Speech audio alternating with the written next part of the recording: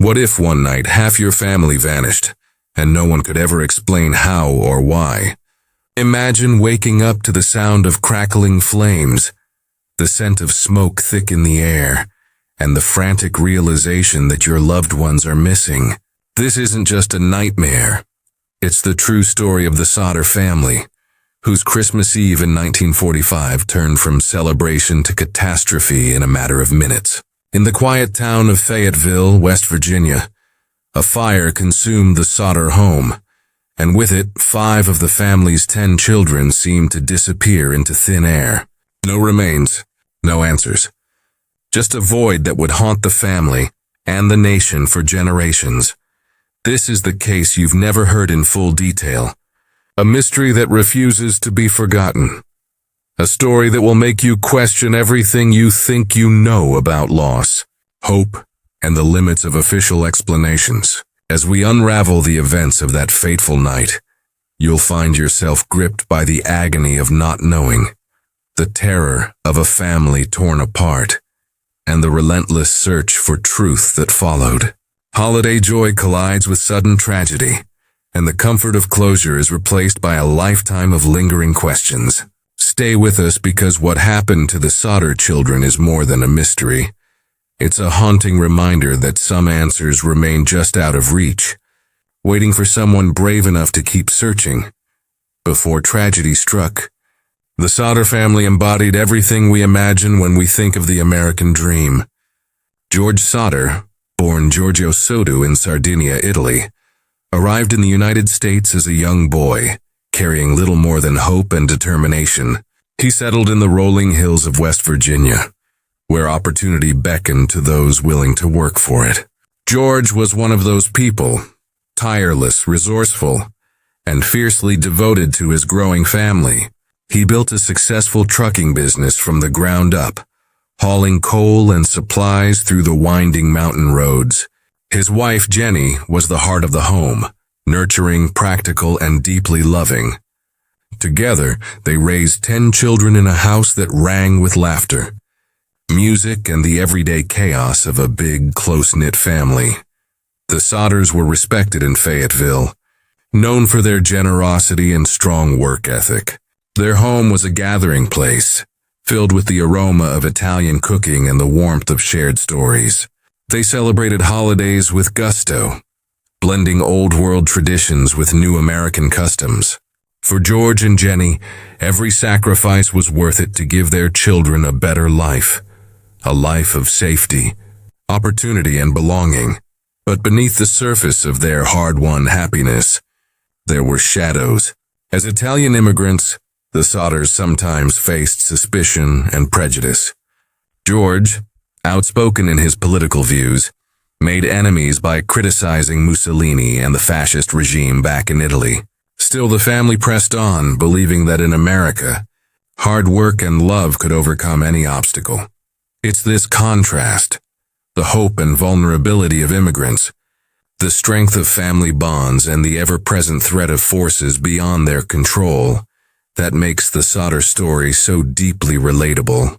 They were just like any family, dreaming of a brighter future, never imagining that darkness could descend so suddenly, or that their pursuit of the American dream would be shattered in a single, unforgettable night. Christmas Eve in the Sodder household was a time of joy and anticipation. The house was alive with the sounds of children's laughter, the scent of pine needles, and the glow of twinkling lights. Jenny prepared a special meal, and the younger children, Maurice, Martha, Louis, Jenny, and Betty, were giddy with excitement, begging to stay up late to play with their new toys. George and his 2 oldest sons, John and George Jr., had spent the day working. But by nightfall, everyone was home, safe and together. The world outside was cold and still, but inside, the warmth of family filled every corner. Yet, as the evening unfolded, small oddities crept in, like shadows at the edge of the light. A strange phone call came just before midnight, a woman's voice asking for someone the family didn't know, followed by unsettling laughter and the clink of glasses. Earlier that day, A man had come to the house asking about work and wandering around the property, his eyes lingering on the fuse box. George thought little of it at the time, but in hindsight, these moments would take on a chilling significance. As the children finally drifted off to sleep, Jenny tidied up and turned off the lights. Around 1 a.m., she was jolted awake by the sound of something hitting the roof, followed by a rolling thud. Moments later, the acrid smell of smoke filled the air. Flames were already devouring the stairwell, cutting off access to the children's bedrooms upstairs. Panic erupted.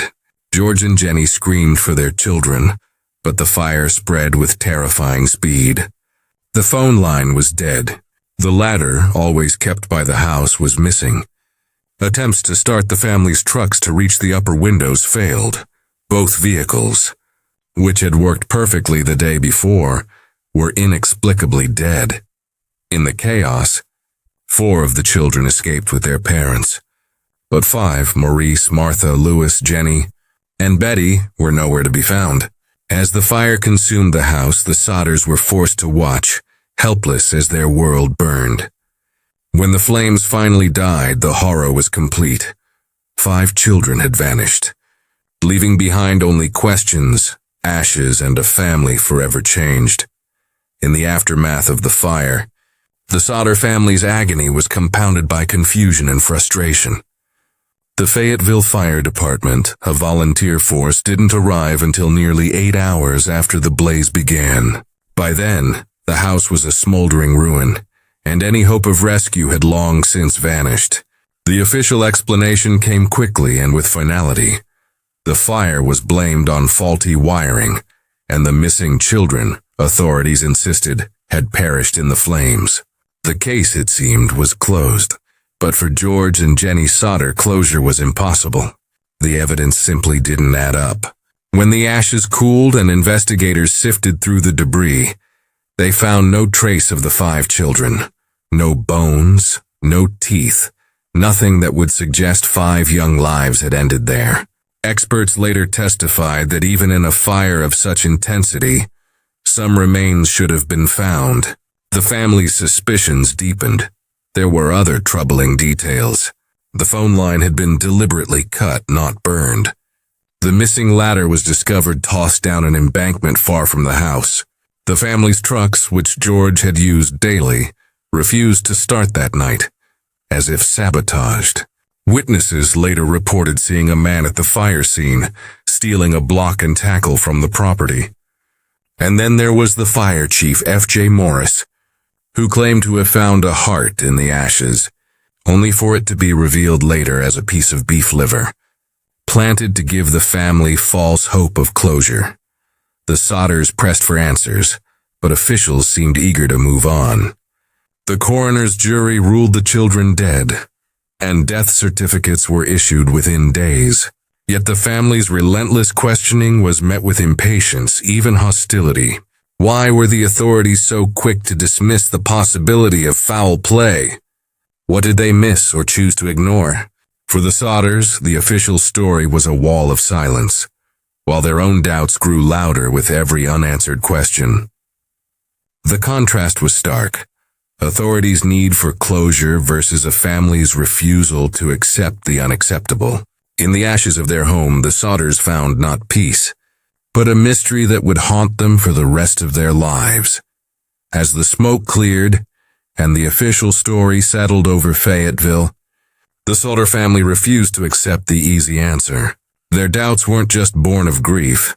They were rooted in a series of clues, contradictions, and chilling possibilities that pointed to something far more sinister than a tragic accident.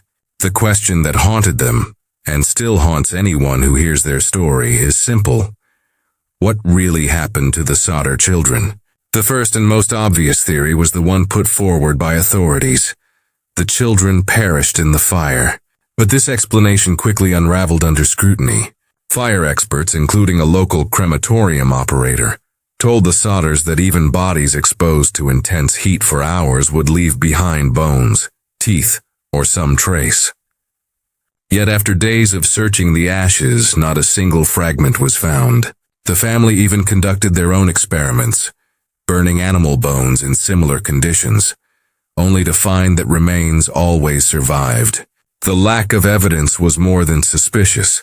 It was almost impossible. If the children didn't die in the fire, then where did they go? The kidnapping theory began to take shape, fueled by a series of strange events on the night of the fire.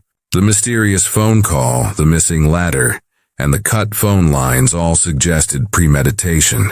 The ladder, found discarded down a steep embankment, seemed deliberately moved to prevent rescue. The phone line, severed by someone climbing a nearby pole, cut off the family's ability to call for help, and the trucks, which had worked perfectly the day before, were inexplicably disabled, as if someone wanted to ensure the family couldn't reach the children trapped upstairs. But who would want to harm the Sodders? Here, the story takes a darker turn. George Sodder was outspoken in his criticism of Benito Mussolini and the fascist regime in Italy. In the years leading up to the fire, he had clashed with other members of the local Italian community, some of whom still supported Mussolini. George even received threats, including a chilling warning from a visiting insurance salesman who told him, "Your house is going to go up in smoke and your children are going to be destroyed." Was this just bluster? Or a sign of something more organized, perhaps even mafia involvement? The idea that the children were taken as retribution for George's political views gained traction, especially as the family began to receive anonymous tips and cryptic messages in the years that followed. Then came the sightings, dozens of them, scattered across the country and even beyond. A woman claimed to have seen the missing children peering from a passing car as the fire raged. A hotel worker in Charleston, South Carolina, reported seeing 4 of the Sodder children, with 2 Italian-looking men and women, just days after the fire. Other reports trickled in from Florida, Texas, and New York, each one offering a tantalizing glimpse of hope, but never enough to bring the children home. The Sodders followed every lead, no matter how faint, driven by the agony of hope and the torment of doubt. Perhaps the most haunting clue arrived decades later, in the form of a photograph mailed anonymously to Jenny Sodder. The image showed a young man in his 20s with features strikingly similar to her missing son, Louis. On the back was a cryptic message: "Louis Sodder, I love brother Frankie. Lil boys. A 90132 or 35. The family was electrified. Was this proof that at least one of their children had survived? They hired private detectives to track down the sender, but the trail went cold in Kentucky, leaving only more questions. Throughout their search, the Sodders became relentless investigators. They put up a massive billboard along Route 16, displaying the children's faces and offering a reward for information. The sign became a local landmark and a symbol of the family's refusal to give up. They hired private eyes, corresponded with psychics, and even dug up the site of the fire years later, hoping for answers. Each clue, each theory, brought a new wave of hope and a fresh surge of heartbreak. What if the children survived? What if the truth was covered up, hidden by those who wanted the case closed? The Sodder mystery endures not just because of what was lost, but because of what was never found. The agony of hope, the torment of doubt, and the drive to uncover the truth have kept this case alive for nearly 8 decades. And as long as questions remain, the story of the Sodder children will continue to haunt anyone who dares to look too closely. For most families, tragedy brings a kind of forced acceptance, a slow, painful surrender to the reality of loss. But for George and Jenny Sodder, acceptance was never an option. The absence of their 5 children was a wound that refused to heal, a question that demanded an answer. In the days after the fire, while the rest of Fayetteville tried to move on, the Sodders began a search that would consume the rest of their lives. They started close to home, sifting through the ashes themselves, desperate for any sign that might explain what had happened. When the authorities offered only shrugs and silence, George and Jenny took matters into their own hands. They hired private detectives, some of the best they could find, and sent them across the country to chase down every rumor, every whispered sighting. No distance was too far, no lead too faint. From the Carolinas to New York, from Florida to Texas, the Sodders followed the trail, sometimes together, sometimes alone, always hoping that the next clue would bring them face to face with their missing children. The search took a heavy toll. George, once robust and energetic, grew gaunt and haunted. Jenny, who had always been the family's anchor, wore black for the rest of her life, a living symbol of her grief and her refusal to let go. Their surviving children grew up in the shadow of the mystery, their lives shaped by the relentless quest for answers. Yet through it all, the Sodders never wavered. Their love for their lost children was a force stronger than despair, stronger even than the passage of time. The community, too, became part of the search. Some neighbors offered support, while others whispered that the Sodders should let the past rest. But the family's determination was impossible to ignore. The billboard George erected along Route 16 became a landmark, its weathered faces staring out at passing cars for decades. What was their fate? The sign asked, a question that echoed through the hills and into the hearts of all who saw it. In the end, the Sodders' search was about more than finding their children. It was about refusing to accept the unacceptable, about the endurance of hope against all odds, and about the unbreakable bonds of family that no tragedy could destroy. Decades have passed since the night the Sodder children vanished, yet their story refuses to fade. It lingers in the collective memory, not just as a local tragedy, but as one of America's most enduring mysteries. Why does this case still haunt us? Perhaps it's because it strikes at the heart of our deepest fears. The fear of losing those we love, the terror of unanswered questions, and the unsettling possibility that the world is not as safe or as knowable as we want to believe. The Sodder case endures because it is more than a story of loss. It is a story of uncertainty. We are drawn to unsolved mysteries because they leave the door open to possibility. The lack of closure is both maddening and magnetic. Every unexplained clue, every reported sighting, every cryptic message sent to the family keeps hope alive, even as it torments those left behind. The Sodder family's refusal to accept the official story challenges us to question authority, to wonder what truths might be hidden behind the facade of certainty. But the case also taps into something even more universal, the unbreakable bond of family, and the lengths we would go to for those we love. If it were your family, would you ever stop searching? Could you ever let go, knowing that the truth might still be out there, just beyond your reach? The Sodders' relentless quest is a mirror for our own fears and hopes, a reminder that some mysteries are not just puzzles to be solved, but wounds that never fully heal. And so, the story endures. It haunts us because it could happen to anyone. It lingers because the truth, whatever it may be, remains just out of sight. The Sodder case is a testament to the power of unanswered questions, and to the enduring hope that one day, someone will finally uncover what really happened on that fateful Christmas Eve. The story of the Sodder children has become more than a family tragedy.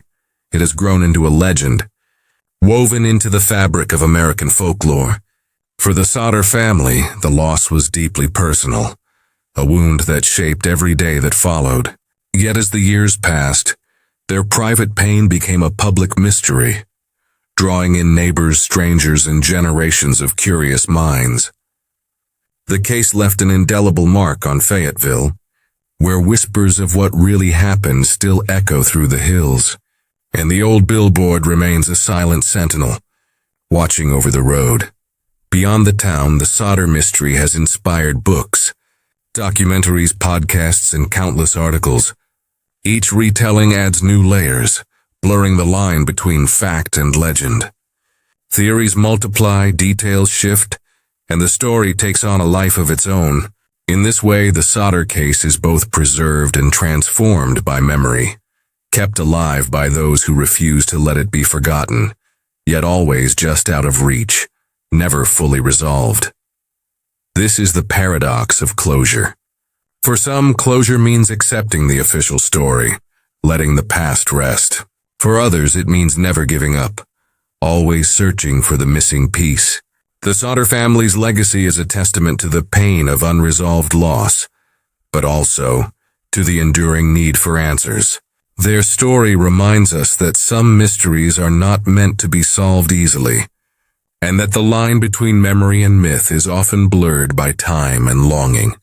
In the end, the Sodder case endures because it speaks to something universal, the hope that truth can be found, and the ache that comes when it remains just out of reach. The fate of the Sodder children remains one of America's most haunting mysteries, a question that has outlasted generations, defied every official explanation, and refused to be silenced by time. Their story is not just about what was lost on that cold Christmas Eve, but about what endures, the relentless hope of a family, the stubborn persistence of doubt, and the human need to seek answers. No matter how elusive, some questions never fade. They linger in the spaces between fact and legend, in the memories of those who refuse to forget, and in the hearts of anyone who has ever loved and lost. The Sodder family's search reminds us that the truth is not always easy to find, and that sometimes the official story is only the beginning.